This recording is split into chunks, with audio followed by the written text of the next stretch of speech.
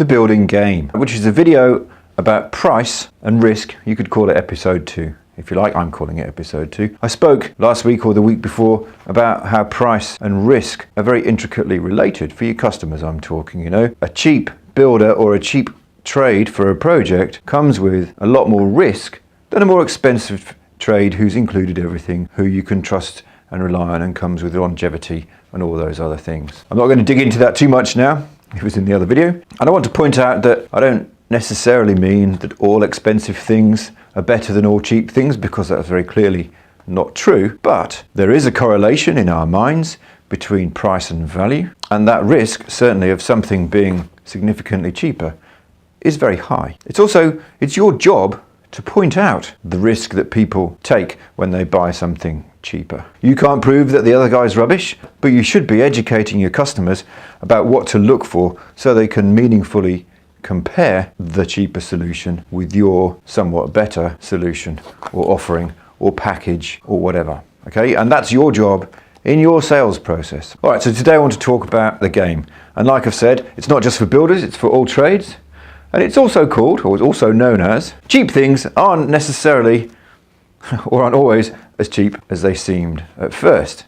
So this is the builder's game. A slightly unscrupulous trade business presents to the customer their less expensive solution that looks like it includes all the stuff that your more honest quote includes. It's a fixed price quote, or it looks like a fixed price quote, and it looks like it includes all the same thing, but sneakily perhaps with some weasel wording or not being very thorough in the way the wording is, it doesn't necessarily really cover the same stuff. The customer, of course, being uneducated in such matters, can't tell the difference between their quote and yours, chooses the cheaper one because if they're the same, cheaper's better, and then has an unhappy experience throughout the job when the other trade starts trying to recover, if that's really what's going on, the costs he lost when he was being cheap. Pricey variations, things that you might have assumed would be included, you suddenly realize aren't, that kind of thing, right? We all know this occurs. Has it happened to you? And I don't mean have you been a victim of it so much as have you lost business to somebody else playing this game. I bet you have. How do you counter it? I believe it's relatively common.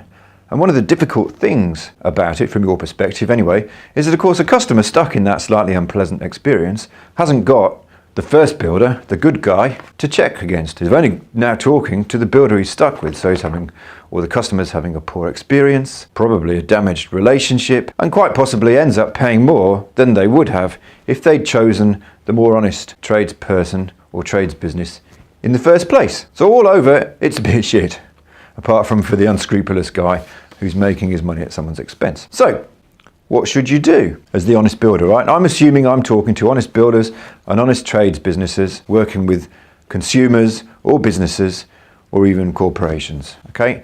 And you want to prevent them from making the wrong choice and not choosing you and getting caught by this building game and ending up with a poor experience. And of course, you get to win by winning more customers, right? So there's only one thing to do. I've written it down just here. How to counter it, right? And the real answer is educate your customer early. Educate them that this is a thing, that this goes on. Educate them that if they choose the cheap person and they don't get the same inclusions in that cheaper price, they might regret it later and they might end up paying more later, okay? Educate them that there's a game, educate them that it doesn't happen when they choose you, and educate them how not to get caught in the game. So at least they have a choice to make, right? They can take this other guy and risk that he's playing the game, or they can work with you and not have that risk, okay? You might teach them how to compare apples to apples, right? You might teach them how to look at a quote for a project like this and understand about what's included and what's not. You might teach them that if something is not explicitly included in a quote, it's not included at all, right? If it's not written down as included, no matter how obvious it might seem that it should be included, it probably isn't.